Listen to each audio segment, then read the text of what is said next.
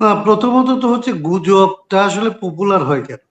দুই কারণে। একটা হচ্ছে যে গুজব এমন একটা বাস্তবতাকে তুলে ধরে যে মানুষ এটা মনে করে যে এটা ঘটতে পারে, বা সে মনে করে যে এর মধ্যে আসলে কোনো না কোনো ভাবে সত্যতার একটা কিছু আছে, যেটা সে আসলে এমনিতে পরখ করতে পারে না। যে এই আন্দাজটা সে করে, এই আন্দাজটা আসলে সঠিক কি ব্যাঠিক এইটা যাচাই করার জন্য তার কাছে যথেষ্ট মাত্রায় ইনফরমেশন এরকম ট্রান্সপারেন্ট ওয়েতে সে পায় না। সেই জন্যে সে তার এজামশন, পরিস্থিতি এগুলি মিলায়া এরকম গুজবগুলিকে তৈরি হইলে সেইটার উপরে আসলে নির্ভর করতে চায়। এখন ওনাদের যে সমস্ত কার্যক্রম, ওনারা এ পর্যন্ত যা কিছু করছে এবং যেইভাবে আসলে এর আগেও বাংলাদেশ চলছে, বাংলাদেশের রাজনীতিবিদেরা যা করে, কিংবা বাংলাদেশে আসলে রাজনৈতিক নেতা না হয়ে যারা ক্ষমতায় আসে, তারা ক্ষমতায় প্রলম্বিত করার জন্য, ক্ষমতাকে প্রলম্বিত করার জন্য যা কিছু করে, এগুলির তো কোনোটাই সুস্থতা না। তার সবকিছু তো তারা অসুস্থ পদ্ধতিতে এগুলি করে। তো সেই সব কারণে এরকমের একটা ভোলাটাইল সিচুয়েশন যখন হচ্ছে যে আসলে কারা কোথায় কি করতেছে, সরকারেরও কোনো ট্রান্সপারেন্সি নাই, দলগুলির কোনো ধরনের কনসিস্টেন্সি নাই, পাওয়ারে যাওয়ার আগেই তার কমিটমেন্টের সাথে তার কোনো ধরনের সঙ্গতি রাখার প্রয়োজন মনে করে না, এরকম একটা সিচুয়েশনে যখন মানুষ পড়ে, তখন এরকমের আলাপ যখন শুনে সেগুলিকে সে বিশ্বাস করতে চায় বা বিশ্বাস করে। আমি এটার সত্য মিথ্যা জানি না, আমার পক্ষে আসলে বলা সম্ভব না যে ইউনূস সাহেব বিএনপির সাথে কিংবা জামাতের সাথে এরকম কোনো একটা আলোচনা করে উনি এরকম আবার ক্ষমতায় থাকার আসলে খায়েশ তার আছে কিনা।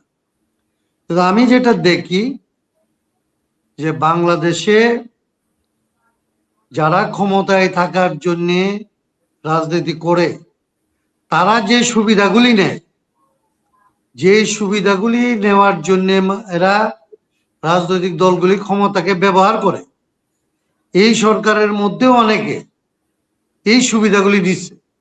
এই সুবিধা নিতে তার নৈতিকতায় আটকায় নাই, তার নিজের লোকের জন্য, তার ঘনিষ্ঠ লোকদের জন্য, তার নিজের জন্য যে ধরনের সুবিধা সে নিচ্ছে, এই সুবিধার কারণে আমার সহালোচক যেটা বললেন, আমরাও চাইছিলাম এটা একদম আমাদের কাছে, আমরা ক্যাটাগরিক্যালি বলছিলাম, আমি আবারও বলি 12 তারিখে আমরা ক্যাটাগরিক্যালি বলছিলাম যে বাংলাদেশে এই অন্তর্বর্তী সরকারের একটা এক্সাম্পল সেট করা দরকার যে কিভাবে সরকারগুলি ট্রান্সপারেন্ট হয়, যাতে আপনারা চলে যাওয়ার পরে এদেশের মানুষ অন্যান্য রাজনৈতিক দল যখন সরকার গঠন করবে তাদেরকে বলতে পারে যে এই সরকার যদি এই পথে এই ট্রান্সপারেন্সি করতে পারে, দেখাইতে পারে, তাহলে তোমরা কেন পারো।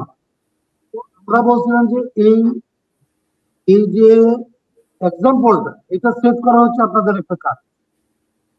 তার মধ্যে যেটা আমার সমালোচক বললেন যে তাদের কাছে তারা নিজেরাই ডিক্লেয়ার করছিলেন যে তাদের প্রপার্টি রিপোর্টটা ওনারা দিবে। আমরা দলগত ভাবে এটা নিয়ে বহুবার তাদের সাথে, মানে পাবলিকলি এবং প্রাইভেটলি কোনো কোনো উপদেষ্টাকে আমরা ব্যক্তিগতভাবে অনুরোধ করছি, যাদের আমাদের মনে হয়েছে যে তারা মোর ট্রান্সপারেন্ট, তাদেরকে আমাদের মনে হয়েছে যে এরা হয়তো জেনুইন, তাদেরকে আমরা প্রাইভেটলিও তাদেরকে রিকোয়েস্ট করছি যে আপনি একটা দিলে অন্যরা আসলে চাপে পড়ে, তো why not you yourself, আপনি কেন আপনারটা দিচ্ছেন।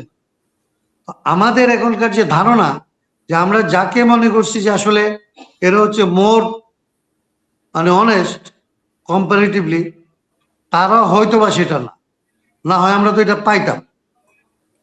এইসব মিলে যেটা বলতেছেন যে, আমি যেটা বলতেছিলাম যে তাহলে ক্ষমতায় গিয়ে মানুষ কেন ক্ষমতা ছাড়ে না, ছাড়ে না হচ্ছে অনৈতিক ভাবে, অন্যায় ভাবে সে লাভবান হইতে চায়।